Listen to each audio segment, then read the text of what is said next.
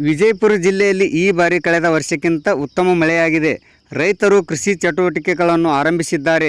ಹೀಗಾಗಿ ಕೃಷಿ ಇಲಾಖೆಯಿಂದ ಯಾವುದೇ ರೀತಿಯಿಂದ ಬಿತ್ತನೆ ಬೀಜ ಕೊರತೆಯಾಗದಂತೆ ಸೂಕ್ತ ಕ್ರಮ ಕೈಗೊಂಡಿದ್ದೇವೆ.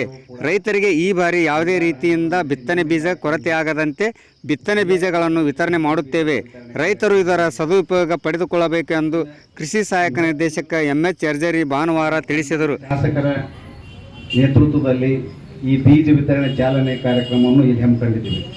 ಈ ವರ್ಷ ಉತ್ತಮ ಮಳೆಯಾಗಿದೆ, ಮುಂಗಾರು ಆಶಾದಾಯಕವಾಗಿದೆ. ಎಲ್ಲ ಕಡೆ ಮಳೆಯಾಗಿರೋದ್ರಿಂದ ಎಲ್ಲ ರೈತರು ಬಿತ್ತನೆಗೆ ಸಿದ್ಧತೆಗಳನ್ನು ಮಾಡ್ಕೋತಾ ಇದ್ದಾರೆ. ಈ ಹೋದ ವರ್ಷವೂ ಕೂಡ ಉತ್ತಮ ಮಳೆಯಾಗಿತ್ತು, ಅದರ ಮಧ್ಯದಲ್ಲಿ ಸ್ವಲ್ಪ ಹವಾಮಾನ ವೈಪರೀತ್ಯ ಅದು ಇದು ಕೈಕೊಟ್ಟಿದ್ದರಿಂದ ಸ್ವಲ್ಪ ನಾವು ಉತ್ಪಾದನೆ ಮಾಡುವಲ್ಲಿ ಹೆಚ್ಚು ಕಡಿಮೆ ಆಗಿದೆ. ಆದರೆ ಈ ಸಲ ಭಾರತೀಯ ಹವಾಮಾನ ಇಲಾಖೆಯವರ ಪ್ರಕಾರ ಉತ್ತಮ ಮುಂಗಾರು ಹಾಗೂ ಹಿಂಗಾರು ಎರಡೂ ಇದೆ ಅಂತೇಳಿ ಮುನ್ಸೂಚನೆ ನೀಡಿದ್ದಾರೆ. ನಾವು ಅದೇ ಆಶಯವಾದವನ್ನು ಇಟ್ಟುಕೊಂಡು ಈ ಸಲನೂ ಉತ್ತಮ ಕೃಷಿಯನ್ನು ಮಾಡಿಕೊಳ್ಳೋಣ.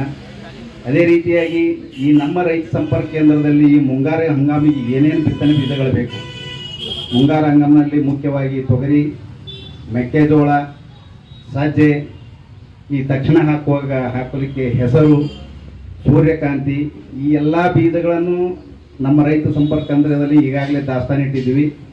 ಎಲ್ಲ ರೈತ ಬಾಂಧವರು ಸರತಿ ಸಾಲಿನಲ್ಲಿ ನಿಂತು, ಅದು ಎಲ್ಲ ಆನ್ಲೈನ್ ಅದಾವೆ. ಈಗ ಎಲ್ಲ ರೈತರು FID ಮಾಡಿಸ್ಕೋಬೇಕು. ನಿಮ್ಮ ಆಧಾರ್ ಕಾರ್ಡ್ ತಂದ್ರೆ ಈಗಾಗಲೇ FID ಇದಾವೆ, 80% ಜನಕ್ಕೆ FID ಇದಾವೆ. ಇರ್ಲಾರ್ದವ್ರಿಗೆ ನಿಮ್ಮದು Aadhaar card, bank passbook xerox ತಂದ್ರೆ ನಾವು ಇಲ್ಲೇ FID ಮಾಡಿ ಇಲ್ಲೇ ಬೀಜ ವಿತರಣೆ ಮಾಡಿಕೊಡ್ತೀವಿ.